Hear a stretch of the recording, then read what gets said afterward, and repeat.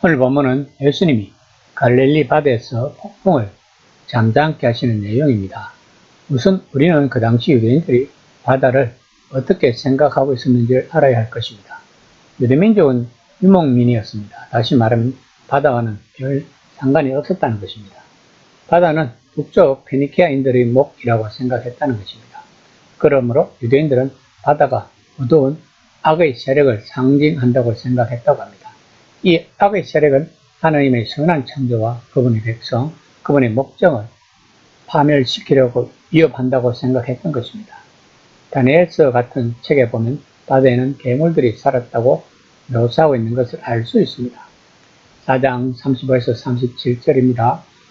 그날 저물 때에 제자들에게 이르시되 우리가 저편으로 건너가자 하시니 그들이 무리를 떠나 예수를 배에 계신 그대로 모시고 가매 다른 배들도 함께 하더니 큰 강풍이 일어나며 물길이 부딪혀 배에 들어와 배에 가득하게 되었더라.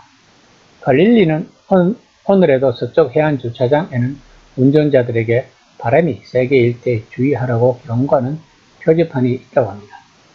갈릴리 바다는 순식간에 파도가 높아지는데 높이 치는 파도는 안전해 보이는 해안에 주차된 자동차를 덮치기도 한다고 합니다. 아마도 예수님 일행은 그런 파도를 만난 것 같습니다. 제자들은 갈릴리 어부 출신들이 많았습니다.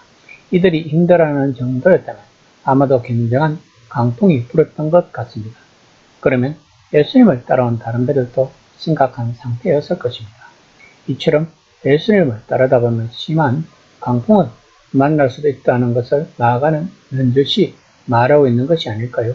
이것은 오늘날 우리 그리스도인들에게도 적용이 되는 말씀인 것입니다. 예수님을 따른다는 것은 세상 권세에 물들은 주위 사람들에게 왕따를 당할 수도 있고 각종 불이익을 당할 수도 있다는 것입니다. 4장 38절입니다. 예수께서 고물에서 베개를 베고 주무시더니 제자들이 깨어며 이르되 선생님이여 우리가 죽게 된 것을 돌보지 아니하시나이까 하니. 본문은 구약 성경에서 여러 가지 떠오르는 말씀입니다. 우선 요나가 생각납니다. 요나는 하나님의 지시를 따르지 않고 정반대 방향으로 배를 타고 갔습니다. 그때 큰 폭풍이 일었고 요나가 시키는 대로 선원들이 그를 가판 밖으로 던진 후에야 바다는 잠잠해졌습니다. 그리고 이집트를 탈출할 때 하나님이 바다에 길을 내셔서 그것을 지나간 이스라엘 백성을 생각나게 합니다. 아니면 더 먼 과거로 거슬러 가서 창조 이야기를 생각해 보세요. 하나님의 질서가 하나님의 새 세상이 어두운 태고의 바다로부터 올라왔습니다. 시편은 요동치는 바다를 다스리는 창조주 하나님에 대해 여러 번 이야기합니다.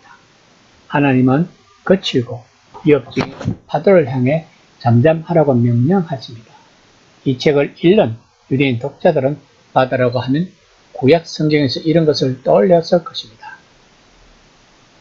4장 39에서 40절입니다. 예수께서 깨어 꾸짖으시며 바다들이 이르시되 잠잠하라 고요하라 하시니 바람이 그치고 아주 잔잔하여지더라. 이에 제자들에게 이르시되 어찌하여 이렇게 무서워하느냐 너희가 어찌 믿음이 없느냐 하시니 본문은 위급 상황에서 구제받은 이야기가 아닙니다. 예수님이 제자들을 폭풍에서 구해주시는 이 장면은 앞의 본문에서 비유가 그림 언어로 보여준 것을 구체적 상황으로 보여주고 있는 것입니다. 이 사건은 하나님의 주권적 명령이 발휘했다는 것을 다시 말해 임박한 하나님 나라를 보여준 것입니다. 물론 사람들의 생각과는 다른 모습이지만 이 나라가 임한 것은 사실입니다. 그 능력은 태초에 이 세상을 만들 때 발휘되었던 능력과 같습니다. 이 능력이 이제 예수님 안에 머물면서 그분을 통해 발휘되었던 것입니다. 다니엘 7장에서 바다에서 올라온 괴물들이 인자와 같은 이에 의해 결국에는 도망가는 것처럼 여기서도 예수님은 하나님의 대리인 역할을 자처하며 혼돈의 세력을 물리치신 것입니다. 배가 곧 가라앉아 다같이 수장당할 판인데 예수님이 태연히 잠을 자는 것을 본 제자들은 화가 났을 것입니다. 그런데 예수님은 도리어 어찌 믿음이 없느냐고 나무라십니다. 이 말씀은 오늘날 우리 그리스도인들에게 무척 중요한 말씀입니다. 우리들은 예수를 따르지만 삶에서 바람과 폭풍을 만날 수 있을 것입니다. 악의 세력은 십자가와 빈 무덤에 꺾였지만 자신의 목적을 상실해서 화가 난 사람처럼 우리들에게 다가올 것입니다. 그래서 세계 곳곳 지역의 교회와 그리스도인들은 다치기도 하고 목숨을 잃기도 합니다. 마가의 첫 독자들은 아마도 우리보다 훨씬 더 그 사실을 잘 알고 있을 것입니다. 그들은 겁에 질려있는 그 배후의 사람들의 마음을 쉽게 공감했을 것입니다. 이것이 바로 우리 모두를 향한 마가의 초대인 것입니다. 바로 예수님을 띄워라. 두려움과 분노 가운데 예수님께 기도하라.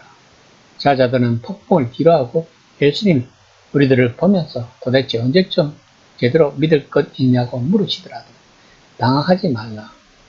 제자들도 그랬다. 이것이 성화의 과정인 것입니다. 이것이 신앙생활인 것입니다.